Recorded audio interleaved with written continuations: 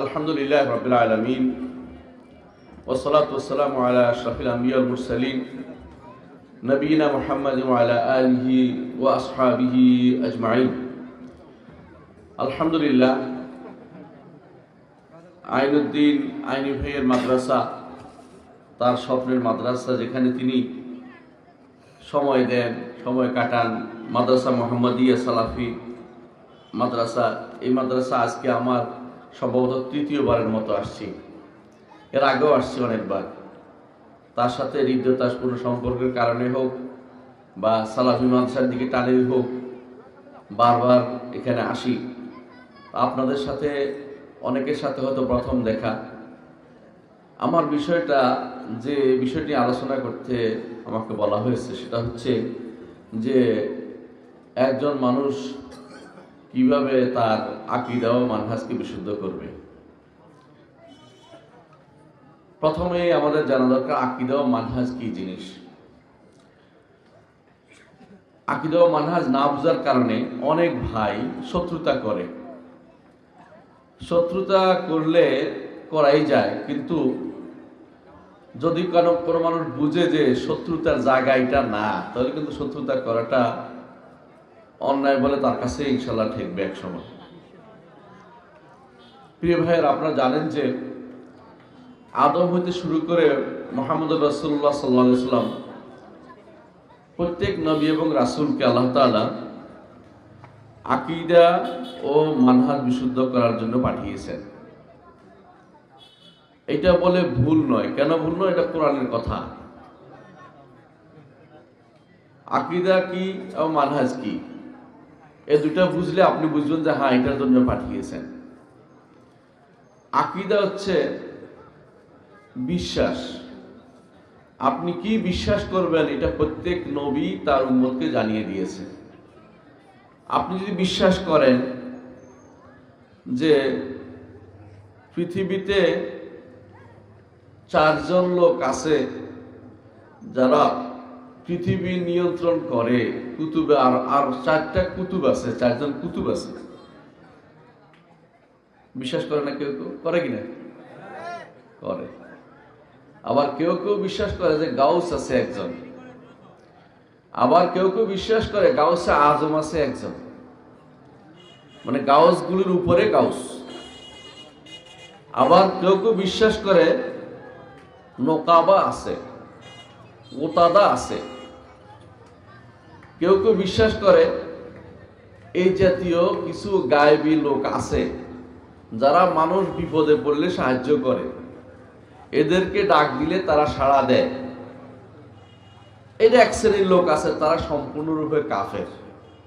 কোনো সন্দেহ নাই, ঈমান শেষ, সঙ্গে সঙ্গে কাফের হয়ে যাবে।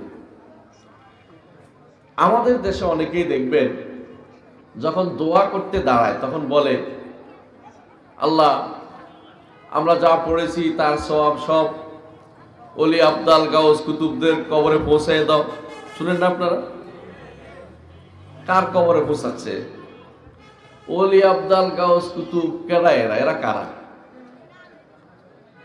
যেই কথা আল্লাহ কোরআনে বলেন নাই, রাসূল হাদিসে বলেন নাই।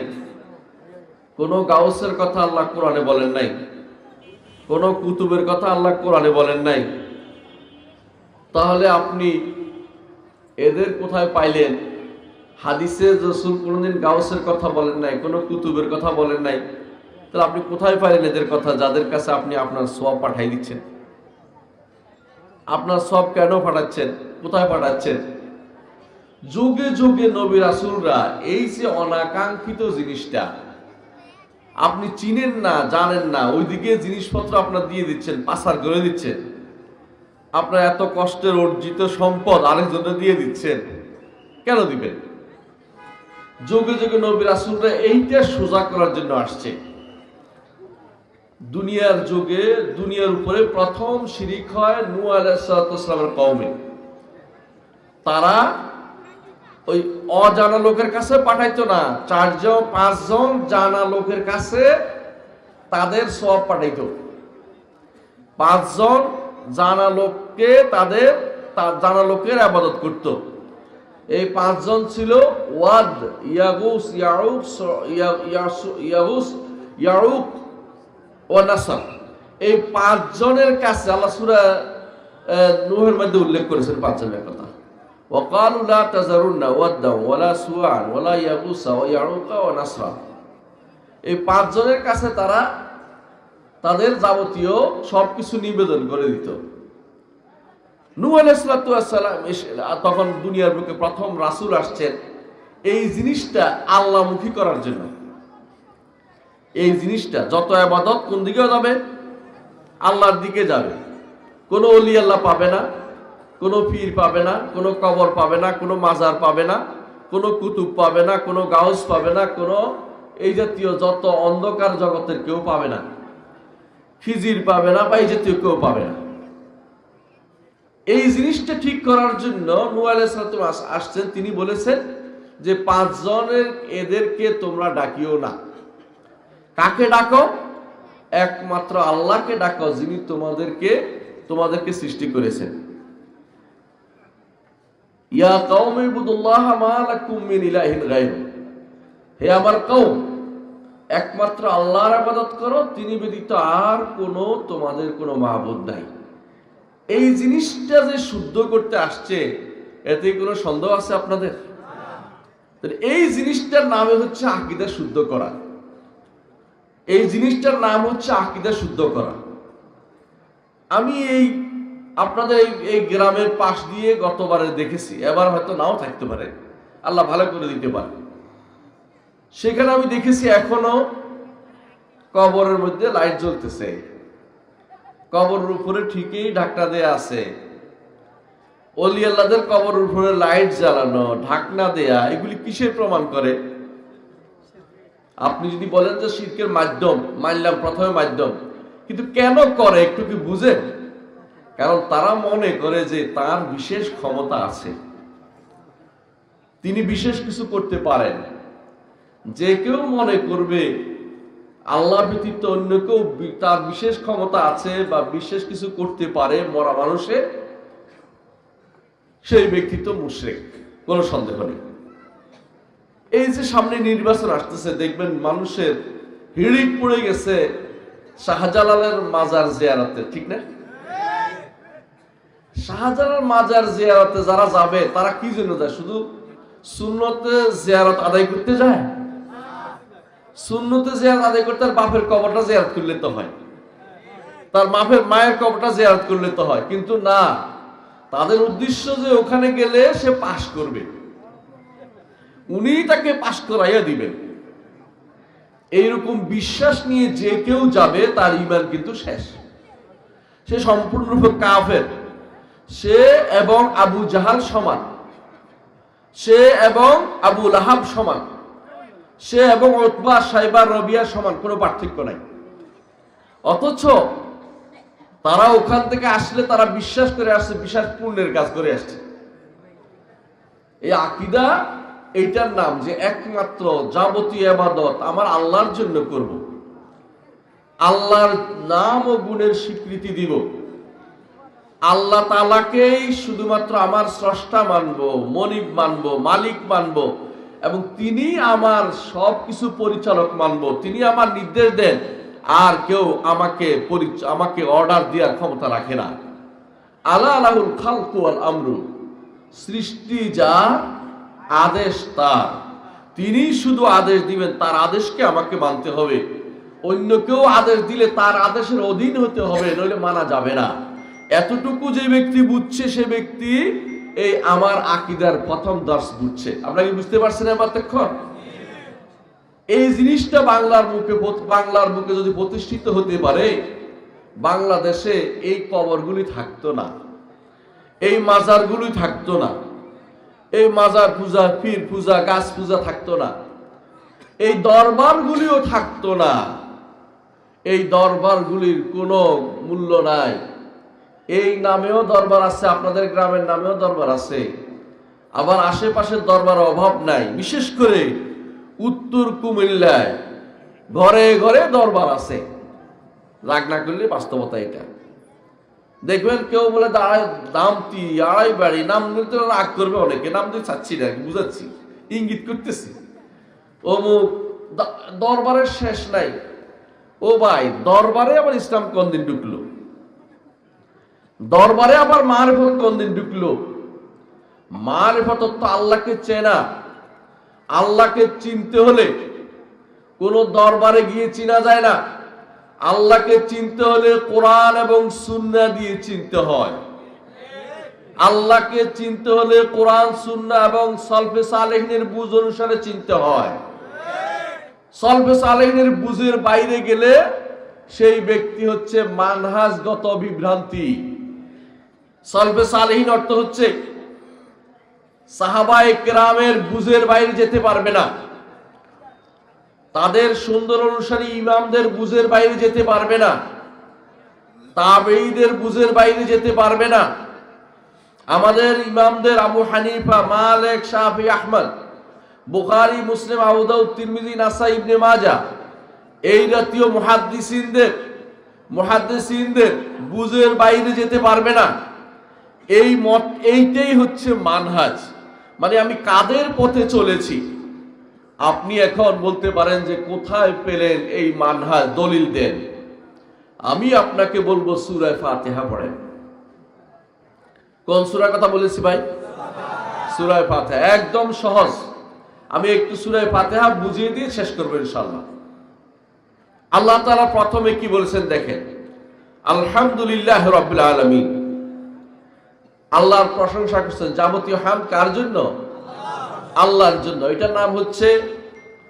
এটার নাম হচ্ছে তাওহীদুল উলুহিয়া। কারণ আপনি আল্লাহর নামে হামদ পেশ করছেন। রব্বুল আলিল্লাহে আল্লাহর নাম বলছেন, আসমা ও সিফাত। রব্বুল আলামিন যখন বলছেন, এটা হচ্ছে রুবুবিয়্যাহ। একটি আয়াতের মধ্যে তাওহীদুল উলুহিয়া আছে, রুবুবিয়্যাহ আছে, আসমা ও সিফাত আছে। দেখছেন তো? আপনাকে প্রথমেই শিক্ষা দিচ্ছে এই সূরা যে কোরআনের মধ্যে পুরোটার মধ্যে তাওহীদুর রুবুবিয়্যাহ আছে, উলুহিয়া আছে, আসমা ও সিফাত আছে। আপনি এইভাবে আল্লাহকে ডাকবেন। প্রথমেই আলহামদুলিল্লাহ রাব্বিল আলামিন, তাওহীদের মাধ্যমে ডাকছেন। আর রহমানির রহিম, দুটি নাম আল্লাহর, দুটি আসমা ও সিফাত দিয়ে আপনি তাকে ডাকছেন। মালিক ইয়াউমিদ্দিন, আল্লাহর কর্ম। আল্লাহর কি? মালিক ইয়াউমিদ্দিন, আল্লাহর রুবুবিয়্যাতের অংশ। তিনি সেই দিনের মালিক, বিচার দিনের মালিক। এত কিছু বলার পরে তার প্রশংসা করেছেন। এখন কি বলছেন? ইহদিনাস সিরাতাল মুস্তাকিম, আমাকে সিরাতে মুস্তাকিম দান করেন। ইয়াকা নাবুদু ওয়া ইয়াকা নাস্তাইন বলছেন না এর আগে? সেটা কি? অর্থাৎ আমি আপনার ইবাদত করব, আপনি আমার সাহায্য করবেন। আল্লাহ এবং বান্দার মাঝখানে ভাগাভাগি, এটা অর্ধে অর্ধে। আমি আল্লাহর ইবাদত করব, আল্লাহ আমাকে সাহায্য করবেন। এই যে ইবাদত করবেন, আল্লাহ আমাকে সাহায্য করবেন, এই পর্যন্ত তাওহীদ। এরপরে ইহদিনাস সিরাতাল মুস্তাকিম, আমাকে সিরাতে মুস্তাকিম দেন। কেন চাইতে হচ্ছে? কারণ রাস্তা অনেক আছে জগতে, রাস্তার কোনো অভাব নাই। ৮ রশি, ১৬ রশি, ২২ রশি, তারপরে আর আছে কি? সর্বনাই, শর্ষিনা, ফুরফুরা, দেওবন্দ, কাদিয়ানি, নকশবন্দি, মুজাদ্দিদি, তরিকার শেষ নাই। আমি মহা বিপদে আছি, আল্লাহ আমাকে দয়া করে একটা পথ দেখান, যে পথে আমি জান্নাতে যেতে পারি। ইহদিনাস সিরাতাল মুস্তাকিম, সিরাতে মুস্তাকিম চাই আপনার কাছে। এখন সিরাতে মুস্তাকিম কিভাবে বুঝতে হবে? সিরাতে মুস্তাকিম হচ্ছে মানহাজগত যার পূর্ণতা আছে, পরিপূর্ণ মানহাজে যারা অধিকারী, তাদের পথটা। সেটা কোনটা? সিরাতাল্লাযীনা আন'আমতা আলাইহিম, ওই পথটি যেই পথে আপনি নেয়ামত দিয়েছেন। কোন পথে নেয়ামত দিয়েছেন? আল্লাহ অন্যত্র বলে দিয়েছেন। কোন পথে নেয়ামত দিয়েছেন? আল্লাহ তাআলা অন্যত্র বলে দিয়েছেন। কোন পথে নেয়ামত দিয়েছেন তিনি? আল্লাহ নেয়ামত দিয়েছেন নবিয়্যিন, সিদ্দিকিন, শুহাদা, সালেহিন। উলাইকাল্লাযীনা আন'আমা আল্লাহু আলাইহিম মিনান নাবিয়্যিন ওয়াস সিদ্দিকিন ওয়াস শুহাদা ওয়াস সালেহিন। এই ৪ শ্রেণীর যে পথ, সেই পথটি হচ্ছে বিশুদ্ধ পথ, সেই পথটি হচ্ছে সিরাতে মুস্তাকিম। এর বাইরে এই ৪ শ্রেণী কোনোদিনই কোনো তরিকার দিকে ডাকেন নাই। হাকিকতের দিকে ডাকছে না মারিফতের দিকে, নাকি আরেকটা কি? আরো দুইটা আছে তো, হাকিকত একটা, তরিকত একটা, মারিফত একটা। না, শরিয়া ঠিক আছে, সবাই আল্লাহ শরীয়ত দিয়েছে, লিকুল্লিন জাআলনা মিনকুম শিরআতাম ওয়া মিনহাজা। তাহলে মানহাজ হচ্ছে ওই পথটি যেই পথে চলে জান্নাতে যাওয়া যাবে, সেটা হচ্ছে মানহাজ। এই পথের চার সেনানি হচ্ছে নবী, সিদ্দিক, শহীদ, সালেহ। এরা হচ্ছে এই পথের পথিক। এরা কোনোদিন আপনাকে কোনোদিন বলে নাই যে চিশতি হও, কাদেরি হও, নকশবন্দি হও, মুজাদ্দিদি হও, কোনোদিন বলে নাই। এরা আপনাকে বলছে কি বলছেন? কোরআন এবং সুন্নাহর অনুসারী হও, নবীর অনুসারী হও, আল্লাহর কিতাবের অনুসারী হও, হাদিসের অনুসারী হও, ইমানদার বান্দাদের অনুসারী হও। তাহলে আপনাকে এই পথটাই হচ্ছে, এটার নাম হচ্ছে মানহাজ। এইটাকে আল্লাহ আপনার মুখে প্রতিদিন আপনার মুখ দিয়ে দোয়া হিসাবে বের করতেছে, সিরাতাল্লাযীনা আন'আমতা আলাইহিম। আবার আল্লাহ খারাপ পথে নিবেন না, গায়রিল মাগদুবি আলাইহিম। আল্লাহ ওই পথে যেতে চাই না যেই পথে গেলে আপনি রাগ হন। এরা কাদের পথ? ইহুদি নাসারাদের পথ। ইহুদি নাসারাদের পথ। ইহুদিরা হইল মাগদুব আলাইহিম, ওয়ালাদ-দাল্লিন হইল নাসারারা। এদের পথে আমি যেতে চাই না। এদের পথটা কি? কারণ এরা ৭৩ ভাগে বিভক্ত হয়েছে, নবীর পথের উপর তারা থাকেনি। রাসূল বলেছেন ইহুদিরা এবং নাসারারা ৭২ ভাগে বিভক্ত হয়েছে, আমার উম্মত ৭৩ ভাগে বিভক্ত হবে, একটি পথ ছাড়া সবাই জাহান্নামে যাবে। এই একটি কারা? বলছে আমি যার উপর আছি এবং আমার সাহাবীরা যেই পথের উপর আছে, এই পথটি হচ্ছে সঠিক পথ। এই পথটি খুঁজতে হবে। এই পথটি কেমনে এটার উপর থাকতে হবে, এটা একটু বলে শেষ করবো ইনশাআল্লাহ। আচ্ছা, কোরআন এবং সুন্নাতে কি কোনো বিভ্রান্তি কিছু আছে? নাউযুবিল্লাহ। তাহলে বুঝতে পারছেন আলহামদুলিল্লাহ যে কোরআন এবং সুন্নাহ আমাদের জন্য, আমাদের হেদায়েতের জন্য যথেষ্ট, আলহামদুলিল্লাহ। এরপরে কোরআন এবং সুন্নাহ থেকে বুঝার জন্য বুঝ ভিন্নভাবে নিয়ে যায়।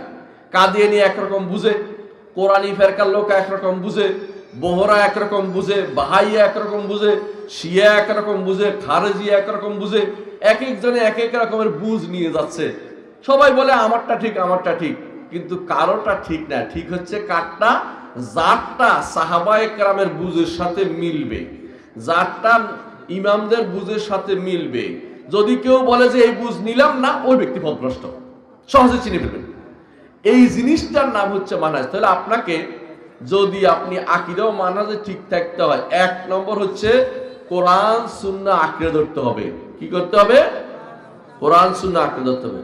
২ নম্বর সালফে সালেহিন চিনতে হবে। আমাদের সালাফি সালাফদের চিনতে হবে। আমাদের সালাফ কারা তাদের চিনতে হবে। ৩০০ হিজরির পরে যারা আসছে তারা সালাফি হতে পারে না।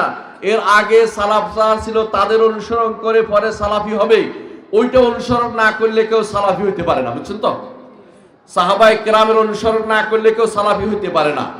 সুতরাং বোঝা গেল ৩ নম্বর সালাফ চিনতে হবে।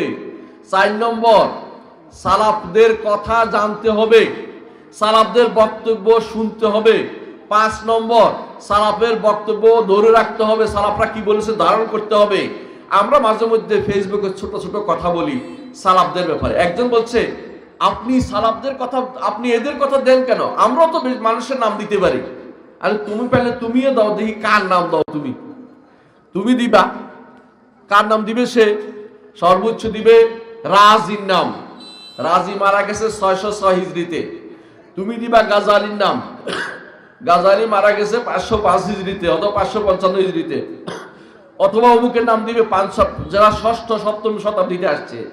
আর আমি দিলে দিব সাহাবায়ে কেরামের নাম, তাদের কথা বক্তব্য দিব, তাবেঈদের বক্তব্য দিব, ইমামদের বক্তব্য দিব। তাহলে বক্তব্যের দিক থেকে আমারটা হবে সালাফদের বক্তব্য, তোমারটা হবে খালাফদের বক্তব্য। তুমি খালাফের বক্তব্য দিয়ে সালাফে দিয়ে সালাই দিবা, তা তো হতে দেওয়া যাবে না। এই জন্য ইমাম সবসময় আপনাকে আকীদা ও মানহাজ ঠিক রাখার ক্ষেত্রে এই নীতি অবলম্বন করতে হবে। সালাফদের কথার বাইরে যাওয়া যাবে না।